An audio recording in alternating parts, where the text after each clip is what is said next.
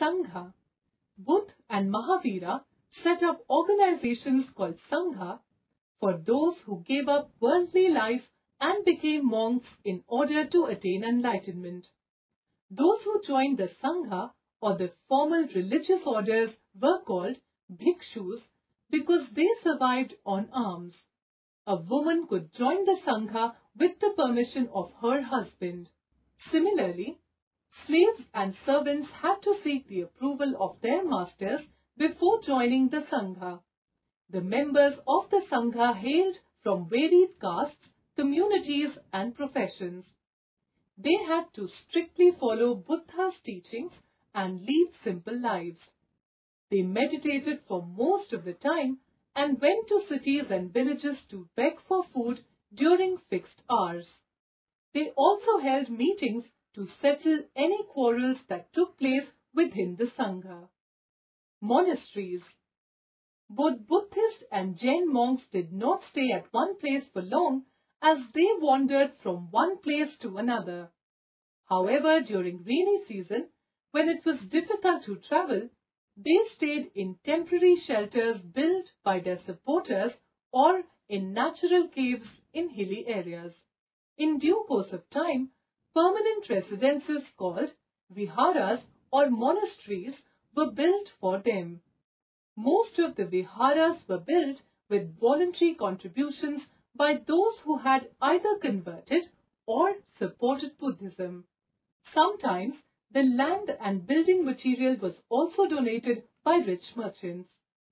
The earliest viharas were made of wood and then of brick. In Western India, viharas are cave structures cut into rocky hillsides.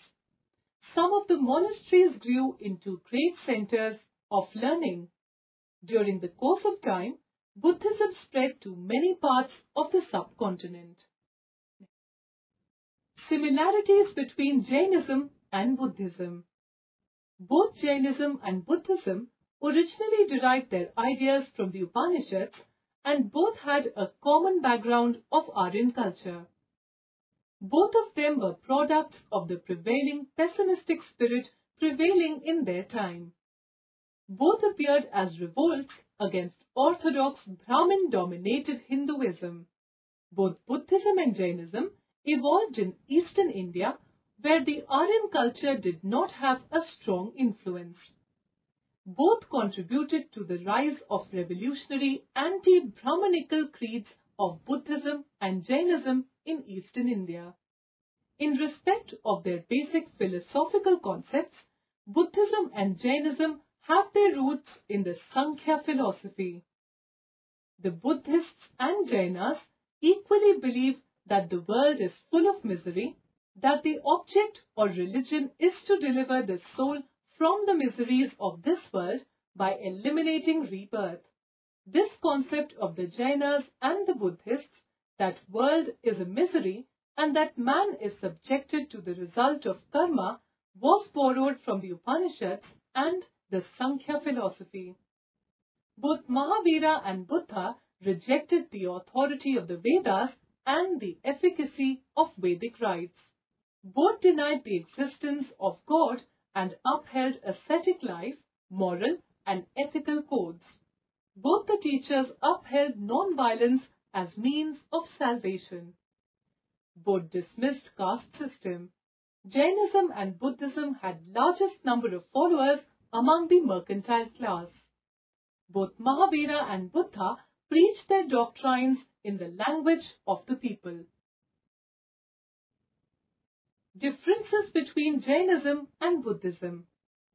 Jainism was an ancient creed which existed before the advent of Mahavira. There were at least 23 Tirthankars before Mahavira. The latter was the last of the Tirthankars. Mahavira did not found any new religion. He merely introduced certain reforms in Jainism. But Buddhism was entirely a new creed. It had no existence before Buddha. The Jain conception of soul differed from that of the Buddhists.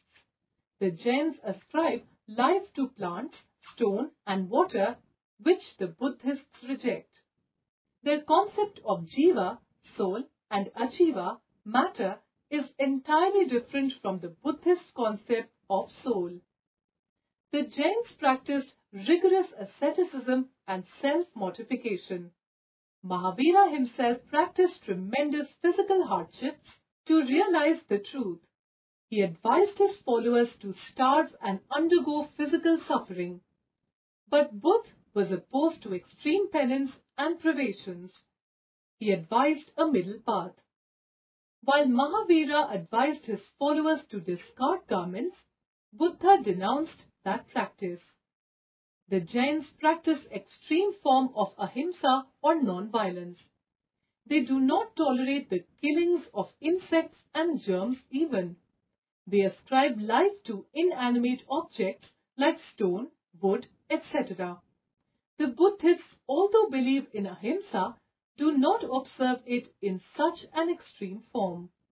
Jainism seeks to destroy the evil effects of karma by rigorous penance, self-mortification and non-violence.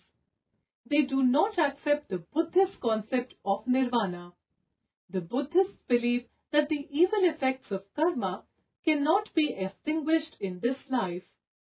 They rather try to destroy the vicious impulses that produce the karma. In their attitude towards Hinduism, Buddhism and Jainism differ. The Jainas do not entirely reject the caste system and do not entirely sever contacts with Hinduism. They are more accommodating to Hinduism than the Buddhists and employ Brahmanical priests for worship. But Buddhism has completely cut itself off from Hinduism and rejects caste system in any form. In the Buddhist literature, there is severe criticism of the Jaina doctrines which presupposes a great rivalry between both the creeds. In their later developments, while Buddhism became a world religion, Jainism had little progress beyond India. The Buddhists displayed a great missionary zeal, but the Jainas never attempted to get large number of converts in and outside India. While Buddhism has practically vanished from India, Jainism is still a strong living faith having influence upon millions of Indians. Jainism had a great center at Mathura and Ujjaini. Large numbers of Jaina inscriptions have been found in these places.